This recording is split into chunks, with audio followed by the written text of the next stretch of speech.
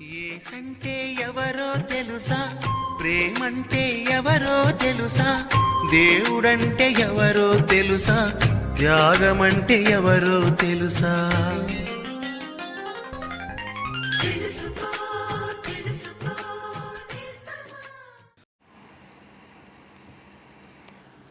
ప్రభువైన యేసుక్రీస్తు అతి శ్రేష్టమైన నామమున మీకు వందనములు.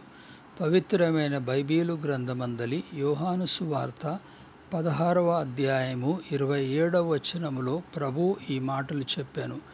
మీరు నన్ను ప్రేమించి నేను దేవుని యొద్ద నుండి బయలుదేరి వచ్చితినని నమ్మితిరి గనుక తండ్రి తానే మిమ్మును ప్రేమించుచున్నాడు.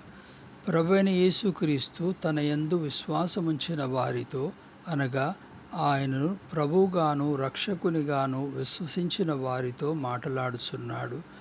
వారు ప్రభువునందు విశ్వాసముంచి దానిని గూర్చిన నిశ్చయతను కూడా పొంది ఉన్నారు. ప్రభువైన యేసుక్రీస్తు వారితో చెప్పునదేమనగా, తండ్రి ఎట్టి వారిని ప్రేమించుచున్నాడని. దేవుడు శిష్యులను ప్రేమించుట యందుగల కారణమేదనగా, వారు ప్రభువైన యేసుక్రీస్తును ప్రేమించుటయే. అంత మాత్రమే కాదు, యేసు ప్రభు దేవుని యొద్ద నుండి బయలుదేరి వచ్చినని వారు నమ్మిరి. ఇప్పుడు వారు దేవునితో ఒక దగ్గరి సంబంధము కలిగి ఆయన సంతానమని పిలువబడుచున్నారు.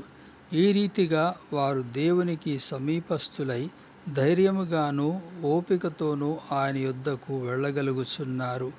ఆయా సమయములందు దుఃఖము అనునది సంభవించును, కానీ ఆయన వారి కన్నీటిని తుడుచుటకు నిత్యము వారితో తోడుగా ఉండును. ఇట్టి దేవుని ప్రేమను ప్రభువైన యేసుక్రీస్తు నందలి విశ్వాసము ద్వారా మీరు పొందగోరరా?